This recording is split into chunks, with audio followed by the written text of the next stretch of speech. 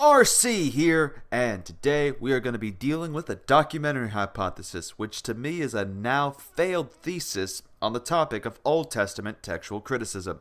For those unfamiliar with it, it's the idea that Moses didn't even author the first 5 books of the Bible. And for the sake of this video, we will address these first 5 books as either the Torah or the Pentateuch. Let's get started.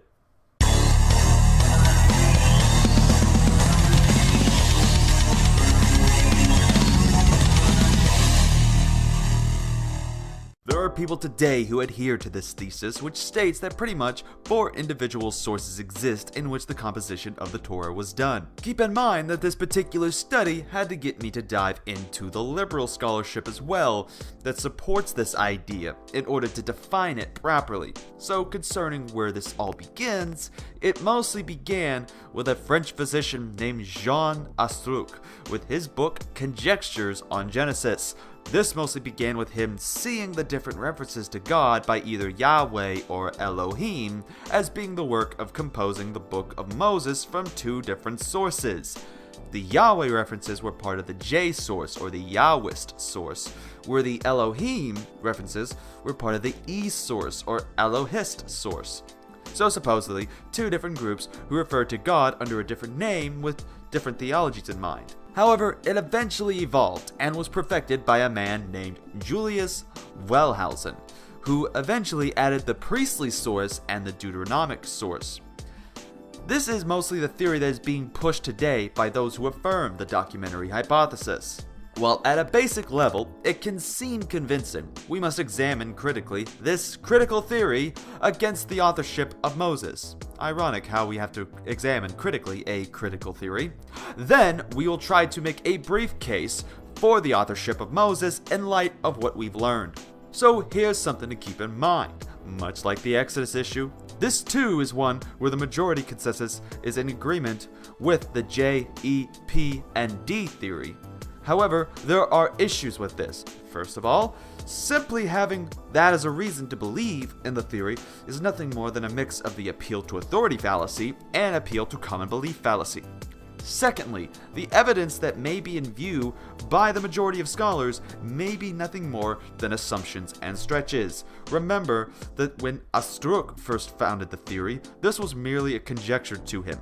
To kind of comment on this kind of idea, here's what James White once said during his debate with Adnan Rashid on Is the Bible Corrupted? Show me a single manuscript. It's easy, folks, to come up with liberal theories about redaction criticism because you don't have to come up with any evidence. Very difficult to debate those things. There is a film just aired here in England about the Quran and these origins of Muhammad and things like that. And most of you Muslims are going, hey, how about some actual evidence? How about some citations from the Quran?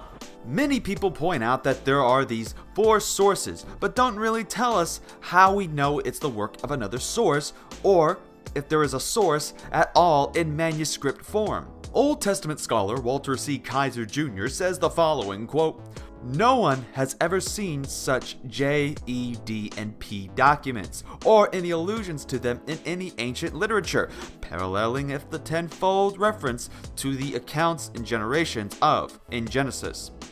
At least when scholars formulate theories, they do it based off actual other sources. There is 0 other sources besides trying to find phrases in the biblical text. Even the liberal scholarship books I've read didn't pull out these sources, but instead say these are things they think are likely due to different names and supposedly different theologies in the text."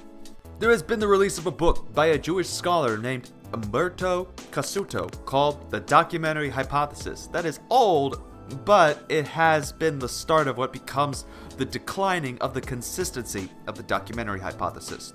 Before we continue, let's show how Cassuto debunks the hypothesis claims of the names of God and the literary style/vocabulary of their claims. The first is mostly dealing with the J and the E sources that say Yahweh and Elohim are from 2 different sources. Concerning this, Cassuto says this about the Torah and the names.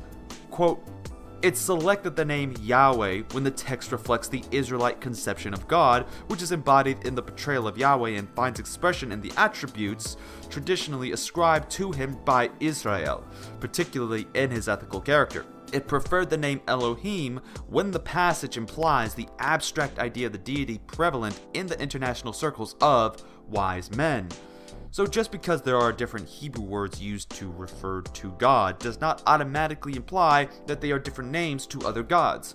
Another point from Cassuto is the style in the language. Cassuto states, quote, "We must not rely upon the difference in language in order to determine the origin of the sections, which we shall subsequently use to decide the linguistic characteristics of the sources, for in that case we shall indeed fall into the snare of reasoning into a circle, nor consider words or forms mechanically, as though they were divorced from their context, and the latter could have no bearing on their use." Now, to go over another issue, the problem also exists with the fact that the theory has become too complicated than it even needs to be. Messianic Jewish scholar David H. Stern notes that the evolution of more than 4 sources on how the 4 originals are now even divided in his article Recent Trends in Biblical Source Criticism that was published in the 2008 Jewish Bible Quarterly. Quote, "In addition to Wellhausen's 4 sources, J, E, P, and D, some scholars speculate about sources labeled lay, L, nomadic, N, Kenite, K, Southern or Seir, S, and the foundational source, Grundlage, G. Not only do scholars multiply the number of sources, some applying the same methodology, fragment J, E, P, and D, into further subdivisions, and view these documents as products of schools, which shaped and reshaped these documents by further additions.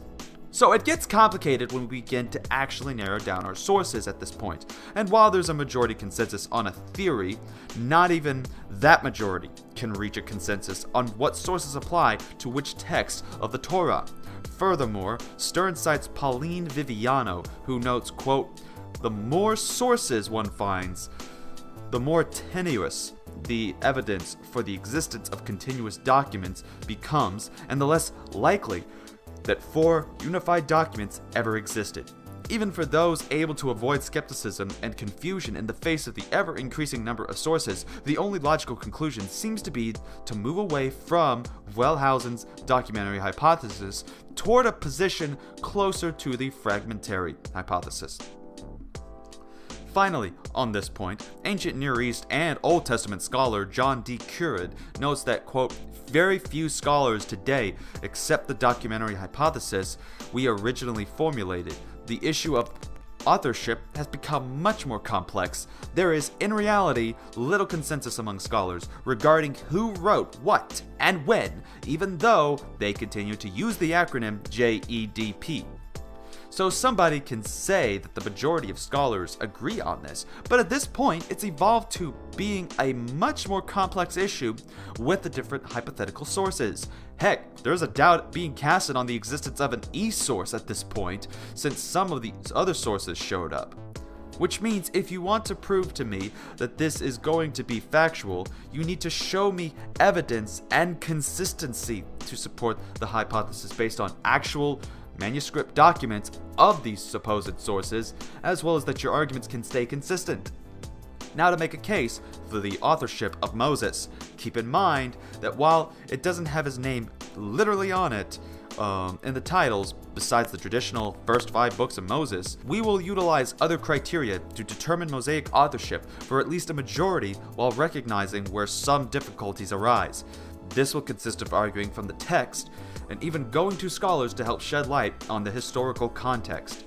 Now, textually, other biblical figures in history, as well as the Jews, recognize the authorship of Moses. So, when we look at several biblical passages that show Jesus and others recognizing and giving authorship to Moses based on oral tradition, this demonstrates biblically for the case of Mosaic authorship.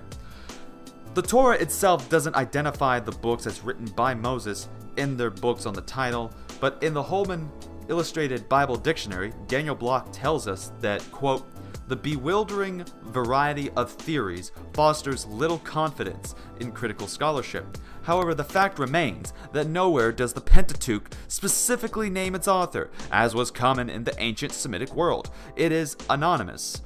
So simply it being anonymous was not a unique thing to do, because it was common to have your work in the ancient Semitic world to be anonymous. You can examine this when looking at other ancient Near Eastern literature, yet when we have other works we attribute authorship to, we got no problem just blindly accepting the validity of attributed authors and not questioning who actually wrote these. Another criticism that would be argued is that Moses would have been illiterate. This is a similar criticism used against the New Testament by people like Ehrman. However, it can't be applied here since the story depicts a change of Moses being literate concerning his background.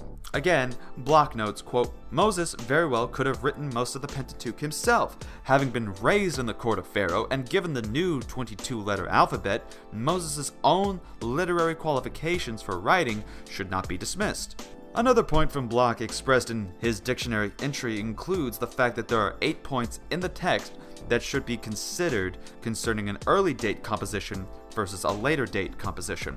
They are as follows, quote, the forms of the names and many of the actions of the patriarchs make best sense in a 2nd millennium BC environment.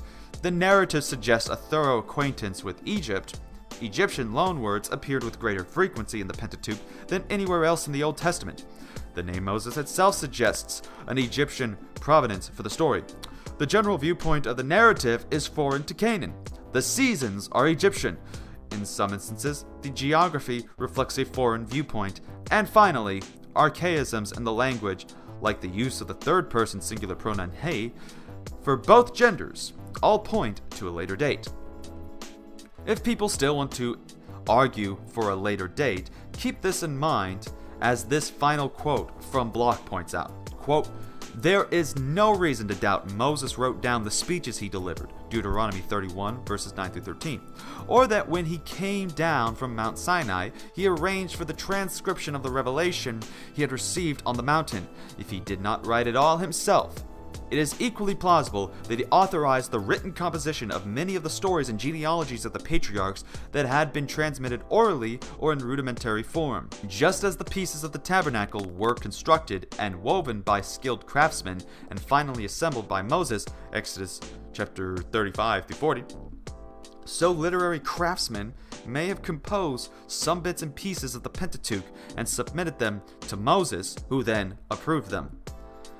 A final point to look at where most people think this is the nail in the coffin is Deuteronomy 34, among of course other instances, which records the death of Moses. They argue that a dead man cannot write about his death. Me and others agree, which is why we don't argue for him writing this. Some have tried to avoid this by saying Moses was prophetically writing his death, but this begs more questions than it does answering them. So even in light of this, who did write it?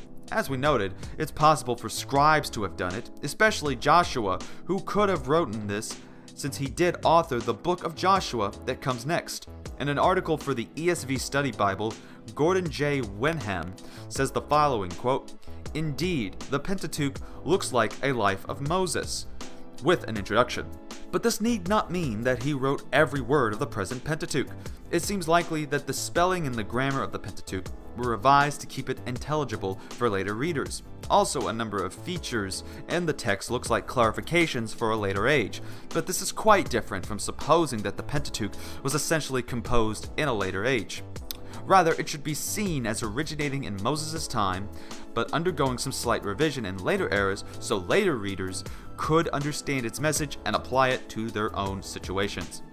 So in light of all these points to consider, Mosaic authorship can easily be argued for as well as defended by good and consistent scholarship. Never accept a hypothesis as valid just because it's in a majority.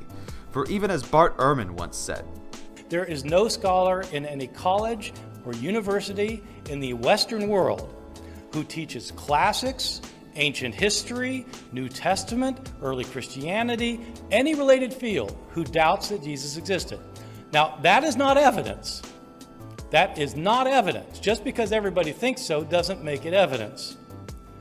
But if you want to know about the theory of evolution versus the theory of creationism, and every scholar in every reputable institution in the world believes in evolution, it may not be evidence, but if you've got a different opinion, you better have a pretty good piece of evidence yourself.